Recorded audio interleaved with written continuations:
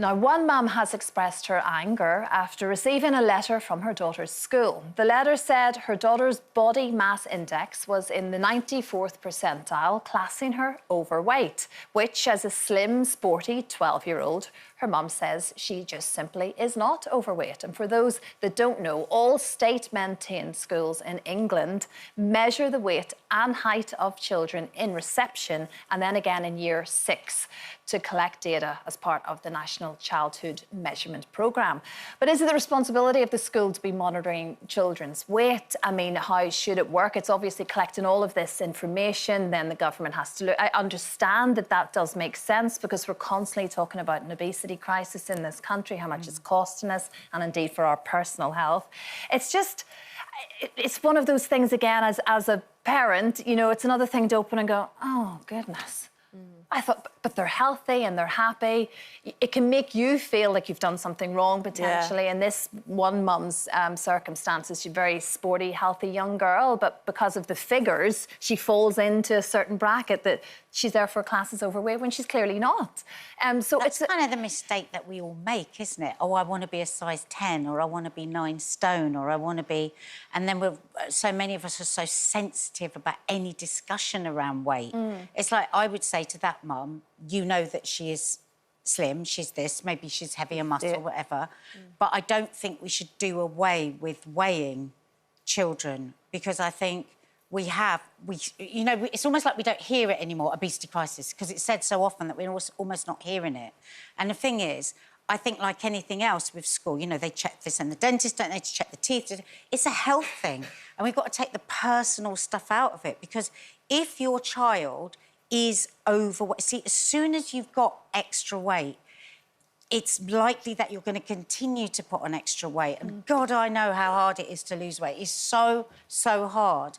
And I think if we just think of it as like, this is just us looking after our child's health in a different way and taking emotion out of it. It's hard, don't get me wrong, I'd be in pieces, but you have to pull yourself together and go, right, OK, so what... And what we've got to remember is a lot of people really struggle with knowing about what is the right food and what the right portions are. I mean, my friend works in a child obesity clinic, and she said the parents come in and they are genuinely, what am I doing wrong? They don't have the information. They don't know that processed food, you could give your child a load of processed food. They might be full, they might be overweight, but they're going to be nutritionally starving and they're going to be wanting more and more food.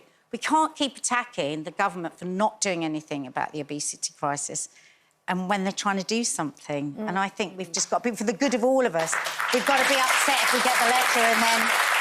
Because not everyone knows all the stuff that you need to know to keep a child in a healthy weight. I mean, this programme revealed that 9.6% of children starting school aged 4 and 5 are classed as obese. See, which is up 9.2% from 22-23. So and if you go through your life like that, you've increased your chances of cancer, diabetes, strokes, you know, knee replacements, all of this thing. So apart from anything else, the NHS are looking out for that cost down the line. You know, it's a huge cost, isn't it? So, and a child that is getting overweight and becoming more overweight is not going to be happy running around. They're going to get teased. They're not going to be able to do sports. So I think it's a caring thing. Yeah, as you say, it's taking the emotion out of it. I think that's probably the crucial part of it, isn't it? We all get sensitive about it, No, of course we do. And if you know your child and your child is active and eats well and everything else, and they're just naturally a bigger child. Like, my little boy was born just over 9 pounds. He came out practically walking.